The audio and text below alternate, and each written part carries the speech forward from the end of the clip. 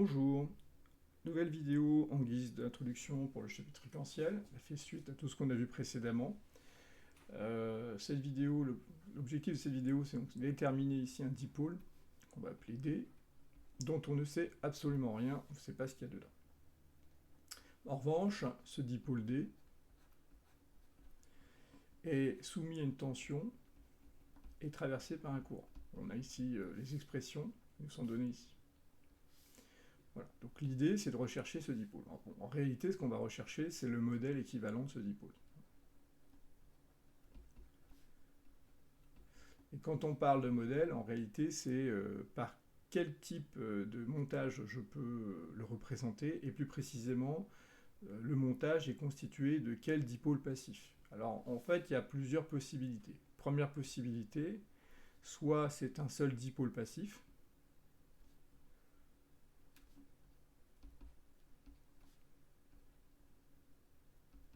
alors dipôle passif, c'est-à-dire R ou L ou C. Ensuite, deuxième possibilité, c'est un montage série de deux dipôles passifs. Et pas n'importe lesquels. À ce stade du cours, vous ne pouvez en connaître que deux.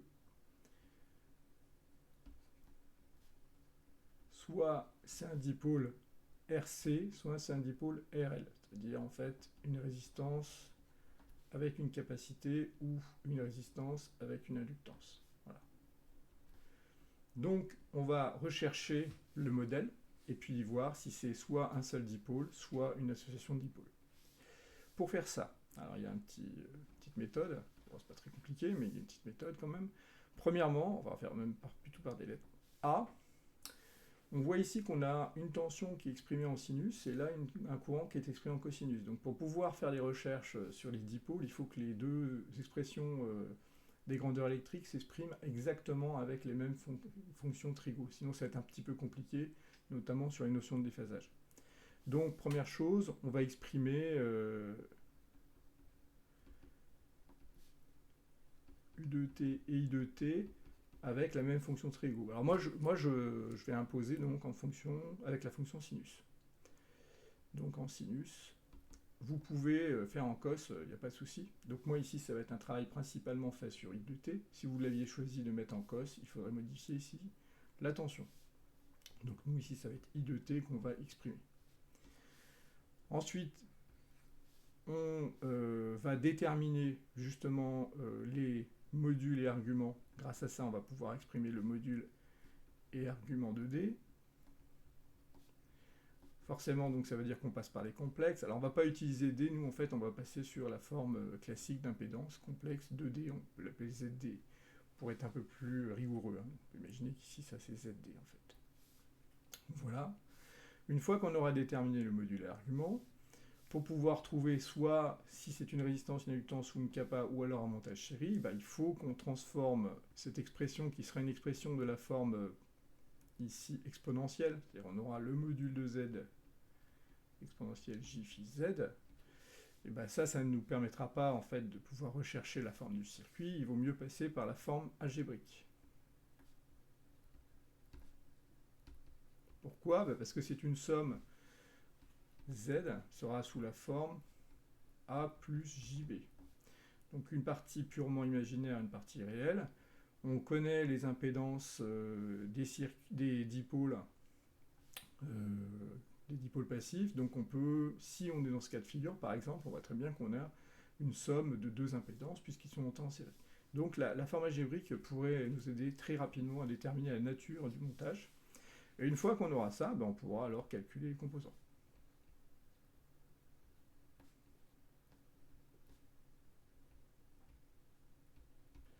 Voilà, donc ça c'est le plan de la vidéo et c'est le plan de cheminement qu'on va devoir suivre pour pouvoir faire ce calcul. Alors avant de commencer, on va un petit rappel sur justement les liens qu'il y a au niveau trigo entre le sinus et le cosinus. Alors rapidement on revoit cette relation entre le sinus et le cosinus. Vous avez un segment ici de droite, OA, qui coupe le cercle trigo ici de rayon 1 en A.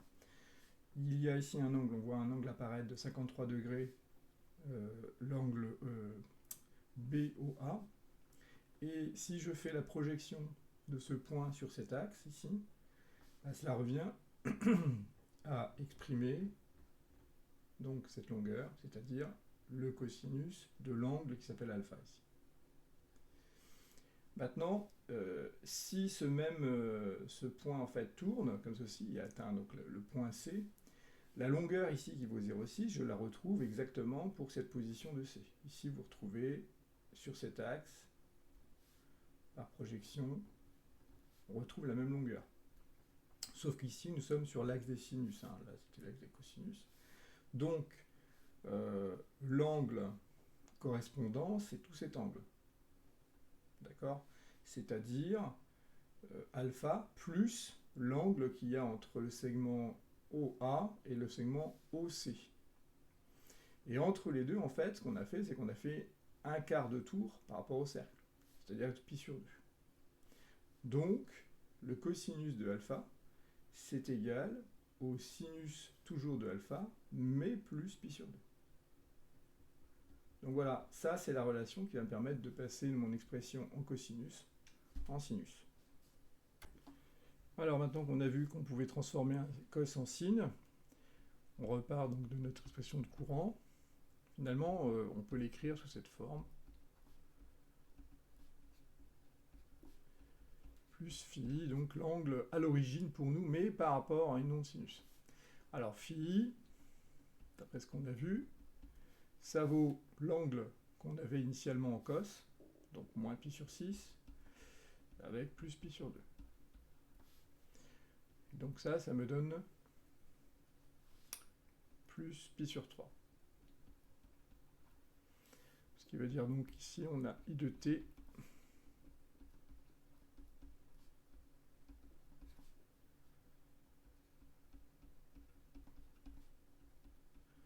plus pi sur 3. Voilà. Donc ici, on a ces deux grandeurs, ce qui veut dire qu'on peut passer tout de suite à la notation complexe. I, c'est égal à 5 fois 10 puissance moins 3 exponentielle J pi sur 3. Voilà. Donc ça, cette notation-là va me permettre de faire la suite au niveau des calculs. On peut faire la même chose avec U de t, qu'on n'a pas fait dès le départ.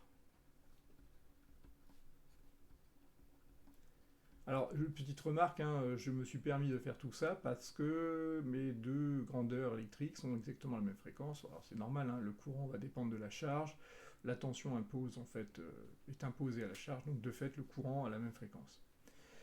Plus pi sur 6 ici, donc ça veut dire qu'ici que U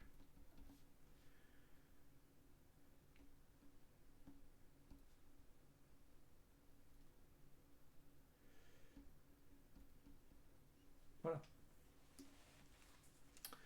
Donc là, on a nos deux grandeurs électriques qui sont représentées sous forme complexe.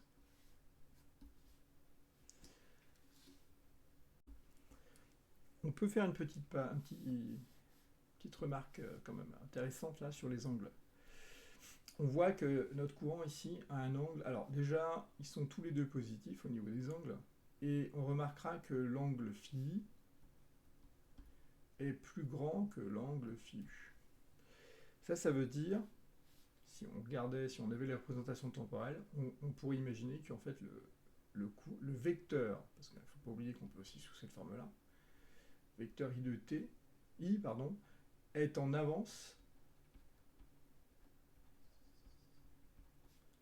sur le vecteur U. Alors si on faisait une représentation vectorielle, c'est-à-dire sur des vecteurs tournants, grosso modo, là j'ai pi sur 3, donc si je devais le dessiner, alors on va essayer de faire ça rigoureusement, ce qui n'est pas évident, pi sur 3 c'est à peu près là, pi sur 6 ce serait là, hormis les longueurs, hein, on fait abstraction des longueurs, le vecteur de tension, de courant est ici, et si on devait dessiner, alors j'insiste sur le fait qu'on n'a pas les mêmes échelles, hein, mais la tension ici, voilà, on aurait ceci, hein, donc pi sur 6, et là, pi sur 3. Et tout ça tourne comme ceci, à la même vitesse. Donc le courant est en avant sur la tension.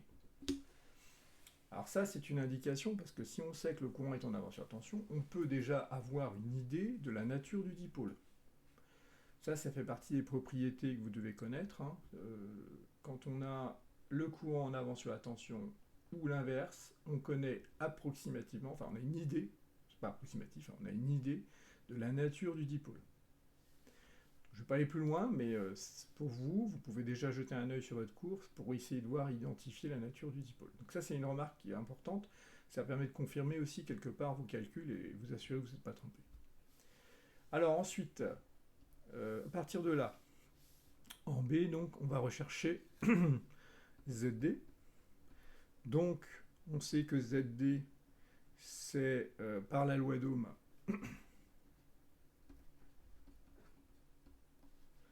ZD, c'est U sur I. Alors, on a deux choses à faire à partir de ça. D'abord, les modules ZD, c'est donc la division des modules. Et pour les arguments, c'est-à-dire phi ZD, c'est phi U moins phi I.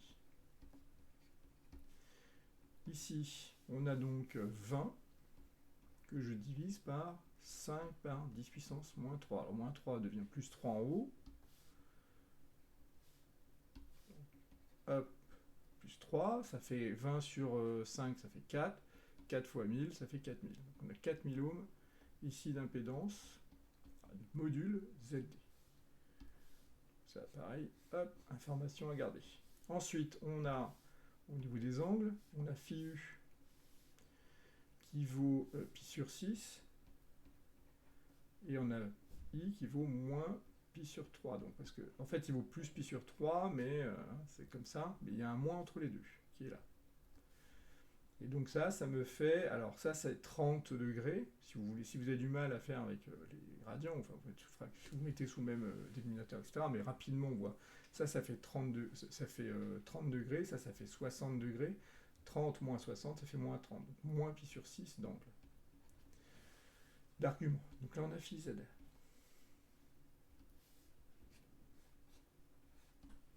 On peut écrire ça maintenant sous forme exponentielle complexe. Donc 4000 de modules multiplié par EJ moins pi sur 6. Donc à partir de là, on peut écrire la forme algébrique.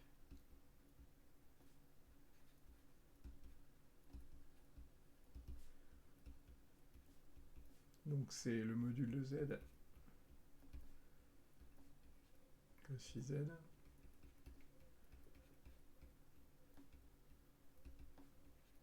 Voilà, donc si on fait l'application numérique, ça me donne 4000. Alors je vais mettre en facteur directement, le module est en facteur. Cos, entre parenthèses, moins pi sur 6, plus J, moins pi sur 6. Voilà. Donc ça, qu'est-ce que ça donne? Alors ça, normalement, si je ne me trompe pas, ça fait racine de 3 sur 2. Et ça fait moins 1,5. Donc ça me donne 4000 fois ça. Ça fait donc 2000 racine de 3. Moins 2000. J. Voilà. Donc ça, c'est ma forme ici algébrique. Alors, on va la mettre... je vais écrire ici ZT. Et on la repère. Voilà. Donc là, vous avez la forme algébrique complète de notre impédance complexe. Alors, ici, on a un problème, on a un moins. Alors, c'est vrai que si on devait caractériser ça sous la forme d'un circuit série, clairement, c'est un circuit série avec deux composants. Donc ici, on a une partie réelle pure. Bah, on sait qu'une partie réelle, c'est en réalité une résistance. Et ici, on a un nombre imaginaire. D'accord? Donc ça pourrait être C ou L. Capacité ou inductance. Et le moins ici, bah justement, c'est ce qui va nous permettre de voir lequel correspond. Alors, petite parallèle encore avec les complexes. Quand vous avez moins j, en réalité, ça, c'est 1 sur j. C'est la même chose. C'est la même chose d'un point de vue fractionnaire. Pourquoi? Parce que si je multiplie par j en haut et en bas, je rappelle que j au carré, c'est égal à moins 1. Donc si je multiplie en haut et en bas, on a j sur j au carré, c'est-à-dire j sur moins 1, c'est-à-dire moins j. Donc, on peut écrire moins j sous cette forme. Et c'est ce qui va nous permettre de trouver tout de suite l'impédance, puisqu'on sait très bien que pour une capacité, l'impédance d'une capace, c'est 1 sur j, c'est oméga. Alors, ça nous donne le schéma équivalent suivant. On va avoir notre résistance, R, plus le dipôle associé, Z. Alors, est-ce que c'est ZL ou ZC? D'après ce qu'on vient de dire, ça ressemblerait plutôt à du ZC. Effectivement, on sait qu'une impédance capacitive, c'est 1 sur JC oméga. On peut l'écrire sous forme avec le J au numérateur, donc ce serait moins J sur C oméga. Et là, comme j'ai un nombre négatif, et ben ça veut dire qu'on a moins demi-J. Voilà. Donc on a C oméga qui vaut 1 sur 2000.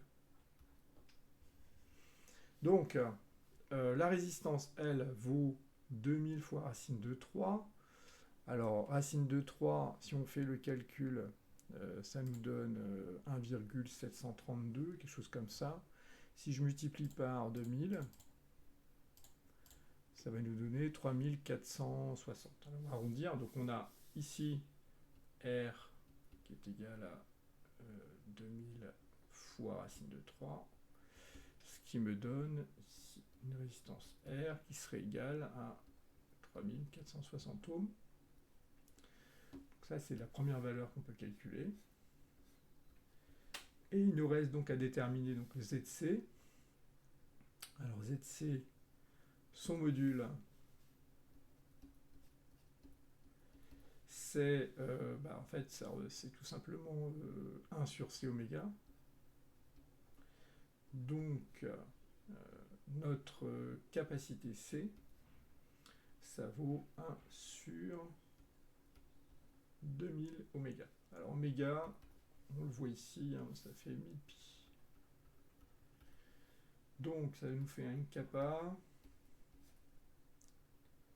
Donc, on a 2 par 10 puissance 6 pi. Voilà.